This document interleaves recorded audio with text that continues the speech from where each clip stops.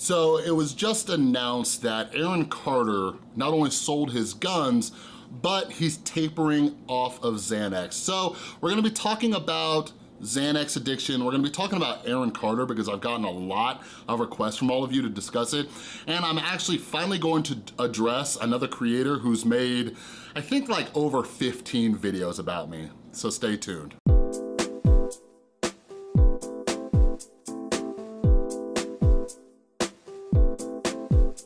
What's up, everybody? This is Chris from The Rewired Soul, where we talk about the problem, but focus on the solution. And if you're new to my channel, what I try to do is take different topics going on in the YouTube community or pop culture, try to see what lessons we can learn from them. So if you're into that stuff, make sure you subscribe and ring that notification bell. And while you're at it, make sure you follow me over on Instagram and Twitter at The Rewired Soul, all right? So today's video, and I'm actually gonna record a video right after this too. But anyways, the theme for this video is we need to start recognizing how we justify and rationalize. And this is something that became very apparent to me when I was recovering from my addiction. But this is something that you don't have to be an addict to struggle with this, all right? But it might help you understand what Aaron Carter is going through. So those of you who don't know me, by the way, I'm not a licensed therapist or psychologist or anything like that.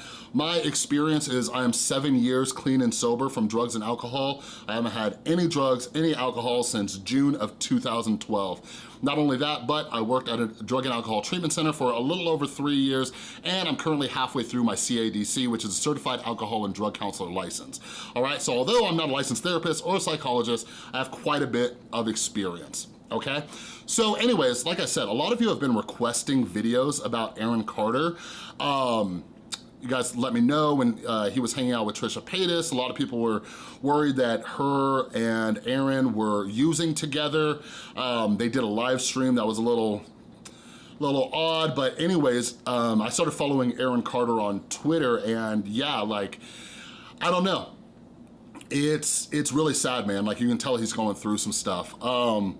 But anyways, he recently went on the show The Doctors, and he talked about how he's been sober for 10 years. Or not 10 years, 2 years. And he said his drug of choice was huffing, right? And yeah, I've worked with a lot of people who huffed and things like that, but he also said he was also diagnosed with a few mental illnesses, and he held up his bag of medications. All right, and he says he got those from rehab, and he went to rehab and everything like that. Well, people have been worried because not only has he been acting very erratic, but he also owns guns. But anyways, today, after he got a restraining order from his brother, Nick, dude from the Backstreet Boys, he ended up selling his guns, but he also said he's been tapering off Xanax for the last, I believe, 5 days. I think he did an interview with TMZ, all right? So some of you might be wondering, why is he tapering off of Xanax if he was sober? All right, because when people hear sober, they think no addictive substances. Well, this is something that's actually quite common because again, our brains, they justify, they rationalize, right? And this is something extremely common in the realm of addiction where we quit one thing and think it's okay to take another, right? So in Aaron Carter's mind, he felt that huffing was the problem, but he can still use Xanax, right? And Aaron Carter is a prime example of no, you probably shouldn't, all right? Because Xanax, not only can it become addictive, but you become physically dependent, and I hope that he's going through some kind of medical detox because Xanax withdrawal is extremely dangerous. And I talked more about this in my video about Jordan Peterson going to rehab just the other day. Now, my experience with that, my primary drug of choice when I first started, it was alcohol. I was a full-blown alcoholic. And then I found my new love, which was prescription painkillers.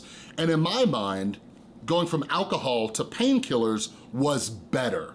Okay, this was better than alcohol because I don't act as stupid, I'm not hungover, I don't smell like booze, I don't black out, right? But I was just swapping one addiction for another.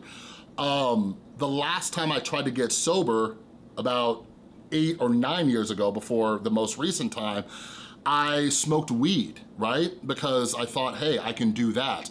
And what that did was it led me right back to the opioids, it led me right back to alcohol. And this is why most programs, whether it's rehabs or 12-step programs, they teach complete abstinence, all right? There are some fringe programs out there that try to teach like harm reduction, right? But I don't really agree with that. That's my opinion. I haven't seen it work out for anybody. I see people use that as a way to keep using. So sometimes they try to teach you how to use that drug or drink in moderation. It works for some people, but the majority of the time, from my experience, I haven't seen it work, and that's one of the reasons I recommend against it.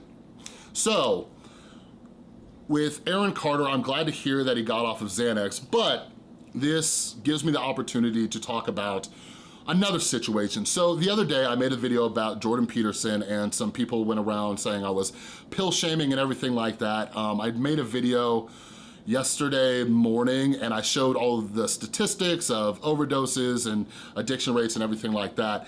But a lot of people were upset, but Aaron Carter, Jordan Peterson are examples of how benzodiazepines can become addictive.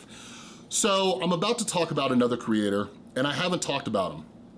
So remember how we were talking about justifying and rationalizing? So I like to think I'm pretty self-aware, and I'm about to justify and rationalize. All right, like that's just something that we do. It's part of our nature. So there's another creator out there who has made 15 videos about me at least, all right? And I've never, to my knowledge, I don't think I've ever mentioned him in a video. I might have mentioned him in a podcast a long time ago once. But anyways, he's a smaller creator, and I don't believe in punching down. So here's my rationalization for bringing up this other creator. One is that he's made 15 videos about me, all right? He's a smaller creator, but combined with his 15 videos plus, I would estimate he's had probably about 10,000 views, maybe more. So my rationalization is, even though I'm a bigger channel, none of my videos have really been getting that many views. Now, the other justification for this is Prim Inc. has hundreds of thousands of subscribers, and the YouTube community is all right with him making videos about me, and the distance between my channel's subscriber count and Prim Inc.'s is much bigger than my channels and this guy's channels. But anyways, this creator, his name is Driven Industries. And listen, I don't think he's a bad guy, and I'm gonna talk about that in a second.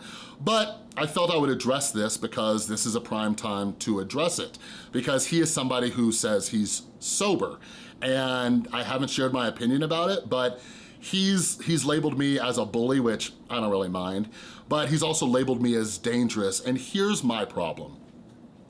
He's somebody who says he's in recovery, and he's not. All right, so you don't have to take my word for it, because I know it's gonna upset a lot of people. I try not to judge other people's recovery, but the fact that he's made this many videos calling me dangerous and he has an audience, you know, I feel that we should talk about it, because it's important that you know about this too, in case you have somebody who just left rehab and said, hey, I'm taking Xanax and Adderall. So Driven Industries, he says he's been sober, I believe, for 26 months now. Now, again, you don't have to believe me. I would challenge you to call any rehab facility or any sober living house and ask them this: can I be in your facility and still take Xanax and still take Adderall? Because something that Driven Industries will try to tell people is that I'm dangerous, I'm not a licensed professional, which I've always found kind of hypocritical, because he's giving all of this advice and he's like not in the mental health industry at all, whereas I've actually worked in it. But anyways, I've worked in rehabs, and we don't let people in there who are taking Xanax or Adderall. So Driven Industries is saying it's okay to keep taking Xanax and Adderall. The other issue that I have is he promotes 12-step programs, and I don't know, maybe he goes to them, maybe not. But here's the thing, in my experience of 7 years sober and thousands of meetings, it would be very difficult for you to find a sponsor who would work with you if you're still taking Xanax or Adderall. And again, if you don't believe me, if you have a loved one, friend, family member who has been to a 12-step program, ask them. Ask them, hey, could you be in that program and get coins if you're still taking Xanax or Adderall? Because my guess is they're probably gonna tell you no. So again, although this man has labeled me as dangerous 15 times, people are taking advice from him when he's not really sober. And here's the rule of thumb that I like to use. If you can crush it and snort it to get high, you probably shouldn't take it while you're sober, all right?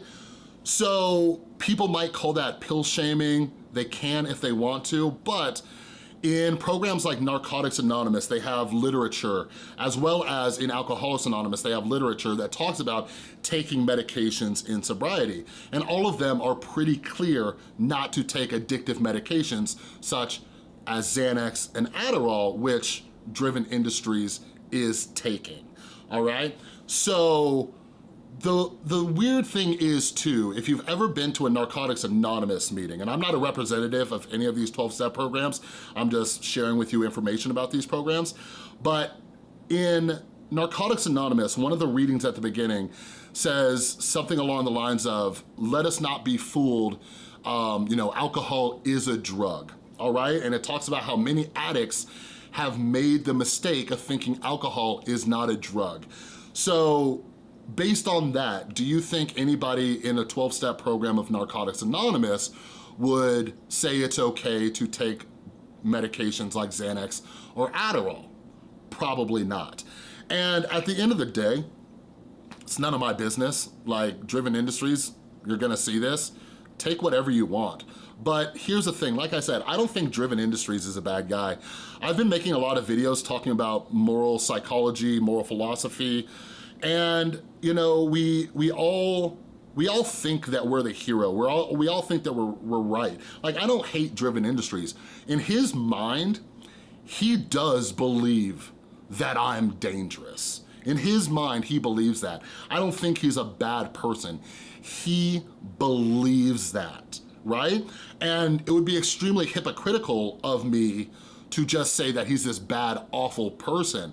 Because before everything happened with me and I was making videos, when I, like, for example, talking about Trisha Paytas, in my mind, I was like, this is a bad influence, we need to discuss it. In Driven Industries' mind, he believes I'm a bad influence, so he's talking about it.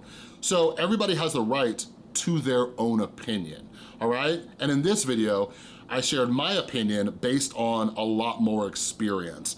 And I wanna end with this. One of my first interactions with Driven Industries was, I think his first video about me, he said something about not caring about peer-reviewed studies, all right? So again, if you're online on YouTube taking mental health or addiction recovery advice from people who don't believe in peer-reviewed studies, you really need to check in with that and see if they're a credible source, because I personally, just my opinion, I would not trust anybody who doesn't believe in science and all the studies they've done around mental health and medications and things like that, all right? But again, you don't have to take my word for it.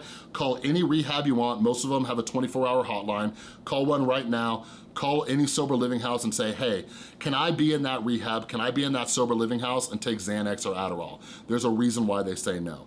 All right, so I wish the best for Aaron Carter. I hope he's getting on a better track. I'm thinking about watching his podcast interview that he did with Adam 22. I think he said he was on Impulsive too, so I might check that out. But anyways, that's all I got for this video. If you like this video, please give it a thumbs up. If you're new, make sure you subscribe and ring that notification bell. And a huge thank you to everybody supporting the channel on Patreon or getting my books or merch and all that kind of stuff. All right, thanks again for watching. I'll see you next time.